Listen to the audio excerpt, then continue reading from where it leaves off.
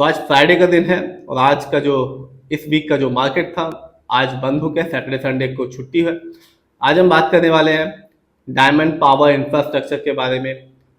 एक ऐसी कंपनी जिसने एक्सचेंज को आज बताया कि कंपनी को एक बड़ा ऑर्डर हाथ लगा एक बड़ी कंपनी से जिसका नाम है अदानी ग्रीन पावर। इतना ही नहीं, आज से ठीक 5 साल पहले इस कंपनी का शेयर प्राइस 11 पैसे का हुआ करता था, जो आज के दिन 144 रुपए का। और 5 साल में इस कंपनी ने अपने शेयर होल्डर्स को 190% का रिटर्न निकाल के दिया। जिन्होंने पैसा लगाया होगा 5 साल और होल्ड किया होगा, उन्हें भी उम्मीद नहीं होगी कि ये कंपनी इतना शानदार रिटर्न निकाल के देगी। ये वीडियो सिर्फ एजुकेशनल पर्पज है, ना हम कोई भी स्टॉक खरीदने की सलाह देते हो ना ही बेचने की। तो आज हम बात करने वाले हैं डायमंड पावर इंफ्रास्ट्रक्चर के बारे में। ये कंपनी प्रीमियम मैन्युफैक्चरर है पावर ट्रांसमिशन में, इक्विपमेंट में, offering wide variety of cable, conductor and transmission tower. और आज जब मार्केट बंद हुआ, इस कंपनी का शेयर प्राइस है 144 रुपए 32 पैसे का। और आज इस कंपनी ने मामूली सा रिटर्न निकाल के दिया 0.78% का। लेकिन इस कंपनी ने एक्सचेंज को बताया कि कंपनी को एक बड़ा ऑर्डर हाथ लगा है, लेटर ऑफ इंटेंट मिला है अदानी ग्रीन पावर की तरफ से, और जो ऑर्डर कॉस्ट है वो है 747.6 करोड़ का।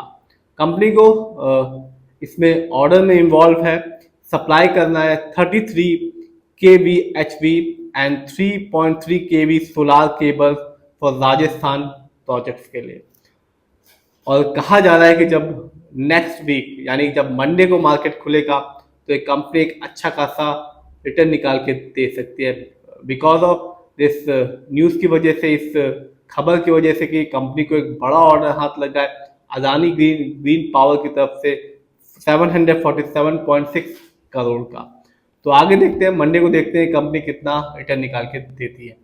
बात करते हैं इस कंपनी के लॉन्ग टर्म रिटर्न की, स्पेशली 1 साल, 3 साल और 5 साल की। तो जब मार्केट डाउन था, इस कंपनी ने भी अपने शेयर होल्डर्स को निराश ही किया। इस कंपनी का जो गिरावट देखने को मिली कंपनी के शेयर में वो थी 21.41% की।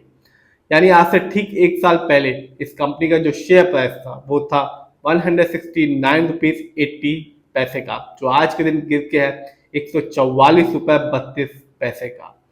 लेकिन इस कंपनी ने स्पेशली 5 साल में अपने शेयर होल्डर्स को छप्पर फाड़ के रिटर्न निकाल के दिया। इस कंपनी का रिटर्न था 5 साल में 1,91,966% का, यानी कि 1,90,000% से भी ऊपर का रिटर्न निकाल के दिया इस कंपनी ने। यानी आज से ठीक 5 साल पहले 2020 में इस कंपनी का जो शेयर प्राइस था वो था 11 पैसे का। तो जिसने भी इस कंपनी में एक अच्छा अमाउंट लगाया होगा, एक अच्छी क्वांटिटी खरीदी होगी, बल्क में इस कंपनी के शेयर को खरीदा होगा और 5 साल के लिए होल्ड किया होगा, उसे एक अच्छा बेनिफिट देखने को मिला होगा। स्टॉक के परफॉर्मेंस को देखते हैं तो हाईएस्ट इस साल का इस कंपनी का शेयर प्राइस गया 183 रुपीज 50 पैसे, जबकि लोएस्ट शेयर प्राइस आया 81 रुपीज 50 पैसे का। न्यूज़ मैं पहले बता चुका हूं कि कंपनी को एक बड़ा ऑर्डर हाथ लगा है अदानी ग्रीन एनर्जी की तरफ से 747.6 करोड़ का, जहां पर कंपनी को सप्लाई करना है 33 kV HV and 3.3 kV solar cable for Rajasthan project के लिए। बात करें इस कंपनी के फंडामेंटल्स की, तो जो कंपनी का मार्केट कैप है वो है 7,538 करोड़ का।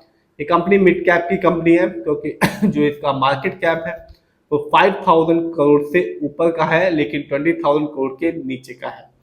पीबी रेशियो नहीं है, लेकिन स्टॉक मार्केट में किसी भी अच्छी कंपनी का जो पीबी रेशियो कहलाता है 1 या तो बिलो 3। इंडस्ट्री भी अच्छा खासा है इस कंपनी का 41.77 है। शेयर मार्केट में एक अच्छा इंडस्ट्री पी होता है 20 से लेकर 25 के बीच में। इंडस्ट्री पी ये बताता है कंपनी के स्टॉक मार्केट में कैसा परफॉर्म कर रहा है, क्या वो बहुत ज़्यादा सस्ता तो नहीं हो गया, क्या वो बहुत ज़्यादा महंगा तो नहीं हो गया। डेब्ट टू इक्विटी है नेगेटिव -0.85 है, कह सकते हैं थोड़ा बहुत लोन खर्च है इस कंपनी पे। आरओई भी इस कंपनी का नेगेटिव है -8.65% का, यानी कि इस कंपनी की जो आरओई है वो खराब है। शेयर मार्केट में एक अच्छा आरओई किसी भी कंपनी का कहलाता है 15% से लेकर 20% के बीच में। आरओई बहुत ही इम्पोर्टेंट होता है। जब भी आप किसी कंपनी के फंडामेंटल्स को देखें तो आरओई जरूर देखें। जब भी किसी कंपनी का आरओई बढ़ा हुआ होता है या 15% से लेकर 20% के बीच में होता है या इससे ज्यादा ऊपर होता है, तो बताता है कंपनी शेयर होल्डर्स के पैसे को सही से इस्तेमाल कर दे, जिससे आगे चल के फ्यूचर में एक अच्छा खासा बेनिफिट देखने को मिलता है। और यदि किसी कंपनी का आरओई नेगेटिव होता है या कम होता है, जैसा कि इस कंपनी का है, तो बताता है कि कंपनी हमारे पैसे को यानी शेयर होल्डर्स के पैसे को सही से इस्तेमाल नहीं कर रही, जिससे रिटर्न पाने की संभावना लॉन्ग टर्म में कम हो जाती है। ईपीएस बहुत ही कम है इस कंपनी का, 1.17 है, क्योंकि शेयर मार्केट में एक अच्छा ईपीएस टीटीएम कहलाता है 80 और उससे ज्यादा का। Earning per share trailing 12 month का, ये मतलब होता है कंपनी लास्ट 12 महीने में यानी कि एक साल में कितना कमाया। जानते हैं इस कंपनी के फाइनेंशियल कंडीशन को। तो सितंबर क्वार्टर में इस कंपनी का जो रेवेन्यू था वो था 438 करोड़, जबकि 2025 में इस कंपनी का ईयरली रेवेन्यू रहा 1116 करोड़ का।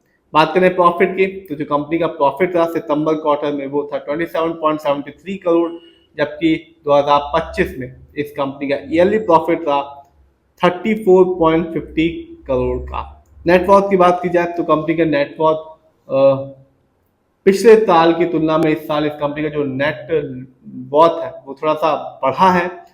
पहले 2024 में इस कंपनी का जो नेटवर्थ था वो था -973, जबकि इस साल थोड़ा सा बढ़ गया है, थोड़ा सा रिकवर किया इस कंपनी ने अपने नेटवर्थ में -879 करोड़ का। तो मेरे हिसाब से फाइनेंशियल तो इस कंपनी का वीक है और फंडामेंटल भी वीक है।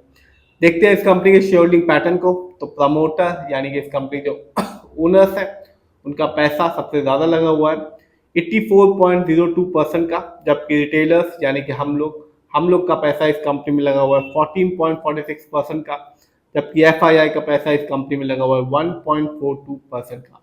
तो कंपनी का शेयर होल्डिंग पैटर्न तो अच्छा खासा है, लेकिन कंपनी का फाइनेंशियल वीक है, फंडामेंटल भी वीक है। और कंपनी ने अभी ही बताया है कि कंपनी को एक बड़ा ऑर्डर हाथ लगा है अदानी ग्रीन एनर्जी की तरफ से 747 करोड़ का। और आपने रिटर्न देखा, कंपनी ने 5 साल में अपने शेयर होल्डर को छप्पर फाड़ के रिटर्न निकाल के दिया। लेकिन फंडामेंटल वीक है और फाइनेंशियल भी वीक है। फिर भी आप जिस भी कंपनी के शेयर को खरीदें, खुद रिसर्च करें, एनालाइज करें, अपने फाइनेंशियल एडवाइजर की राय लें, तभी अपने पैसे को शेयर मार्केट में लगाएं।